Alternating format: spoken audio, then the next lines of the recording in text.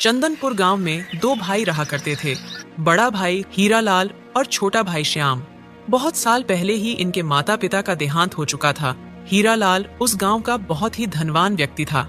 उसके पास धन दौलत की कोई कमी नहीं थी, जबकि उसका छोटा भाई श्याम बहुत ही गरीब था।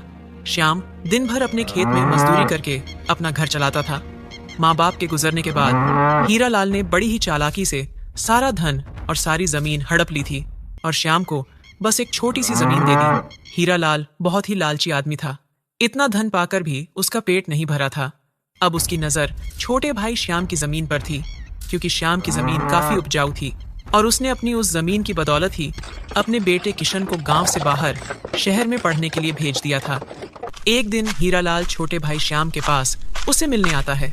श्याम, मैंने सुना है कि तुमने अपने बेटे को शहर में पढ़ने के लिए भेज दिया है। शहर में पढ़ने के लिए तो बहुत पैसा चाहिए। तुम्हारे पास तो इतनी सी जमीन है और इतनी सी जमीन में खेती करके भला तुम अपने बेटे को कैसे पढ़ा पाओगे? उसके लिए पैसे कैसे जोड़ पाओगे? आपकी बात तो सही है भैया, पर मैं कोई ना कोई इंतजाम कर ही लूंगा। और अगर कोई इंतजाम नहीं हो पाएगा तो मैं गांव में जो बैंक है उससे कर्जा ले लूंगा, लेकिन अपने बेटे को पढ़ा लिखाकर बहुत बड़ा आदमी जरूर बनाऊंगा, ताकि उसको मेरी तरह दर दर की ठोकरें ना खानी पड़े। अरे मेरे छोटे भाई, तू कैसी बात कर रहा है? भला मेरे जिंदा होते हुए तू कहीं और जाकर पैसे उधार क्यों मांगेगा और बैंक से कर्जा क्यों लेगा? मैं इस गांव में सबसे अमीर हूँ। अगर मेरा छोटा भाई दूसरों से उधार मांगेगा तो मेरे लिए कितने शर्म की बात होगी। मेरे होते हुए मैं कभी ऐसा नहीं होने दूंगा। भैया, मैं समझा नहीं कि आप क्या कहना चाहते हो। मैं तो तुमसे बस इतना कहना चाहता हूँ कि तुम्हें अपने बेटे की पढ़ाई के लिए जो भी पैसे चाहिए वो पैसे तुम मुझसे ले लेना। आखिर मैं तुम्हारा बड़ा भाई हूँ, मैं तुम्हें पैसे दे दूंगा। अरे भैया, मैंने आज तक आपसे या किसी भी गांव वाले से किसी भी तरह का उधार नहीं मांगा, तो अब कैसे ले सकता हूँ?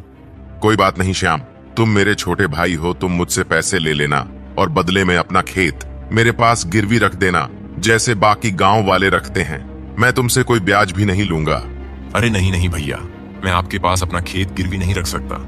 इस खेत से ही तो मेरा घर चलता है और इसी खेत की बदौलत मैं अपने बेटे किशन को शहर पढ़ने के लिए भेज पाया हूँ।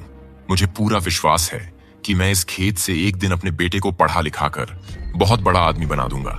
आप मुझे माफ करना भैया, मैं आपके पास अपना खेत गिरवी नहीं रख सकता। यह बोलकर श्याम वहां से चला जाता है।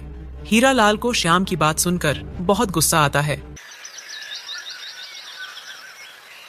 ऐसे ही कुछ दिन बीत जाते हैं। हीरालाल अभी भी उस जमीन पर कब्जा करने की नई नई तरकीब सोच रहा होता है। मुझे कैसे ना कैसे करके उस श्याम से वो जमीन तो लेनी ही पड़ेगी। उस जमीन से मेरा काफी फायदा होगा। अरे हाँ, ये तरकीब अच्छी है। हीरालाल उस तरकीब के साथ तुरंत श्याम के पास पहुंच जाता है। भाई श्याम, मुझे तुम्हारी खुददारी देखकर बहुत अच्छा लगा, लेकिन मैं भी तुम्हारा बड़ा भाई हूँ और बड़ा भाई होने के नाते मेरा फर्ज है कि मैं तुम्हारी मदद करूँ। मैं क्या करूँ, मेरा ये मन नहीं मान रहा। इसलिए अब जो मैं तुम्हें बताऊंगा वो सुनकर तुम मेरी मदद लेने से इनकार नहीं कर पाओगे। और अगर तुम सच में मुझे अपना बड़ा भाई मानते हो तो इस बार तुम मेरी मदद जरूर लोगे। ठीक है भैया, बताइए आप क्या बोलना चाहते हो। श्याम, तुम यही चाहते हो ना कि ना तो तुम्हें मुझसे कोई पैसे उधार लेने हैं और ना ही अपनी वो जमीन मेरे पास गिरवी रखनी है। तो तुम एक काम करो, गांव के दूसरी तरफ मेरी जो जमीन है वो जमीन तुम्हारी जमीन से 4 गुना बड़ी है।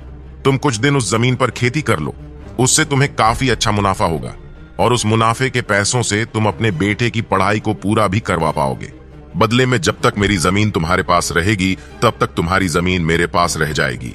तुम्हें जिस दिन लगे कि तुमको तुम्हारी वो जमीन वापस चाहिए, उस दिन मेरी जमीन मुझे वापस करके तुम अपनी जमीन ले लेना।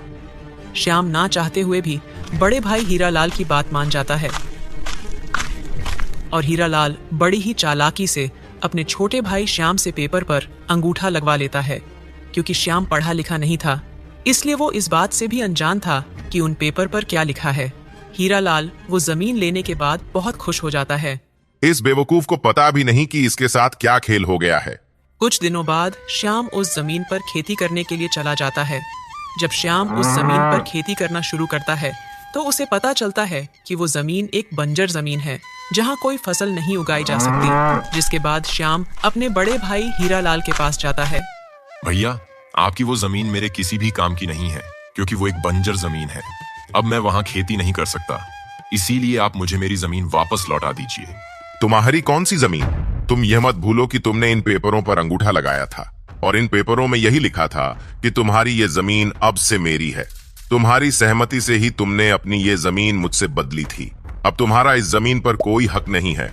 चलो जाओ यहाँ से और जाकर अपनी उस बंजर जमीन पर खेती करो। ये बोलकर हीरालाल अपने छोटे भाई श्याम को उसी के खेत से भगा देता है। अब श्याम अपने बेटे की पढ़ाई के लिए आगे की फीस भी उसे नहीं भेज पाता और उदास रहने लगता है। श्याम को इस तरह उदास देखकर उसकी पत्नी नीमा उससे पूछती है, क्या हुआ जी? आप बहुत परेशान लग रहे हो। क्या बात है?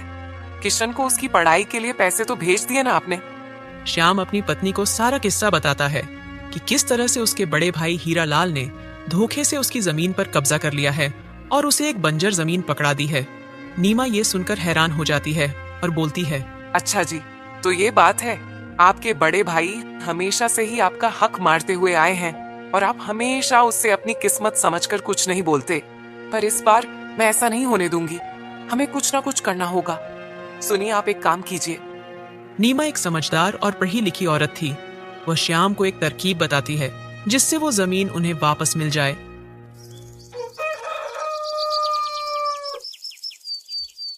अगले दिन श्याम फिर से उस बंजर जमीन पर खेती करने के लिए चला जाता है। कुछ देर बाद श्याम एक मटके में सोने के कुछ नकली सिक्के लेकर खुशी खुशी वापस गांव आ जाता है। गांव वाले श्याम को इतना खुश देखकर हैरान हो जाते हैं। अरे श्याम भाई, क्या बात है? तुम्हें इतना खुश आज से पहले कभी नहीं देखा। ऐसा कौन सा खजाना हाथ लग गया तुम्हारे? अरे भैया, क्या सही बात पकड़ी है तुमने। खजाना ही तो हाथ लगा है। हमारी तो किस्मत ही खुल गई। ये देखो, इतने सारे सोने के सिक्के। ये हमारी उस जमीन से निकले हैं जहां मैं हल चला रहा हूँ। जहां भी खुदाई करो वहीं से सोने के सिक्के निकल रहे हैं। अब हमारे कंगाली के दिन गए। अब तो हम बहुत मालामाल हो जाएंगे। अरे भाई, यह क्या बोल रहे हो? खजाना? लेकिन यह कैसे हो सकता है? वो तो एक बंजर जमीन है ना। अरे भैया, अक्सर बंजर जमीन पर ही तो खजाना मिला करता है, क्योंकि उसे कोई हाथ ही नहीं लगाता। अब तो हम जहां भी खुदाई कर रहे हैं वहां सोने के सिक्के ही निकल रहे हैं। चलो मैं चलता हूँ, अभी बहुत हल चलाना है। ये बोलकर श्याम वहां से अपने घर चला जाता है, जिसके बाद ये खबर पूरे गांव में आग की तरह फैल जाती है और उड़ती उड़ती हीरालाल तक भी पहुंच जाती है। जब हीरालाल को ये पता चलता है कि उसकी बंजर जमीन पर खजाना निकल रहा है तो वो बौखला जाता है। अरे यार, ये मैंने क्या कर दिया। काश ये जमीन देने से पहले मैं एक बार उस जमीन पर हल चलाकर देख लेता, तो ये खजाना आज मेरा होता। अब किसी भी तरह मुझे ये जमीन उस श्याम से वापस लेनी होगी। ये सोचकर हीरालाल अगली सुबह फिर से श्याम के पास पहुंच जाता है। भाई श्याम, तुम्हें तुम्हारी वो जमीन वापस चाहिए थी ना? मैं तुम्हें वो लौटाने आया हूँ। तुम मुझे मेरी जमीन वापस दे दो और अपनी वो जमीन वापस ले लो। पर भैया, हमने तो वो जमीन बदल ली थी ना। आपने ही तो मेरी जमीन को अपना बना लिया था और अपनी जमीन मुझे दे दी थी। और आपने ही मुझसे कहा था कि अब से वो जमीन मेरी है और मेरी वाली जमीन आपकी है। आपने मुझसे अंगूठा भी लगवाया था। अब आप भला मुझसे वो जमीन क्यों मांग रहे हो? वो जमीन तो बंजर है। अरे मेरे प्यारे छोटे भाई, मैं तो उस दिन तुमसे मजाक कर रहा था ताकि तुम उस जमीन पर मेहनत करो और फसल उगाकर अपने बेटे को आगे तक पढ़ा सको। ये देखो, यह रहे उस जमीन के पेपर। ये लो, रख लो इन्हें और मुझे मेरी जमीन वापस कर दो। श्याम हीरालाल की सारी बातें सुनकर बोलता है, ठीक है भैया, आप बड़े हो, मैं आपकी बात नहीं टाल सकता। आपको आपकी जमीन मिल जाएगी, पर इस बार मेरी भी एक शर्त है। छोटे भाई, मुझे तुम्हारी सारी शर्तें मंजूर हैं। तुम बस मुझे मेरी जमीन वापस दे दो। भैया, शर्त यह है कि आपको हमारी जमीन वापस करनी होगी और साथ ही आपको अपनी जमीन वापस लेने के लिए हमें उस जमीन के 2 गुना पैसा देने होंगे। तभी मैं आपको आपकी वो जमीन वापस करूंगा और ये सारा काम लिखित रूप में होगा। हीरालाल लालच में आकर श्याम की सारी शर्तें मान जाता है और वो तुरंत श्याम को उसकी जमीन और साथ ही अपनी उस बंजर जमीन के 2 गुने पैसे दे देता है और अपनी जमीन वापस लेकर वहां से चला जाता है। वह तुरंत उस खेत में पहुंच जाता है। वहां जाकर वह खुदाई शुरू कर देता है। वह दिन भर अपने बैलों से अपने खेत में खुदाई करवाता है, लेकिन उसके हाथ कुछ नहीं लगता। अब धीरे धीरे उसे सारी बात समझ आती है। मैंने पूरा दिन हल चला लिया, पर इस जमीन पर तो कोई खजाना नहीं निकला।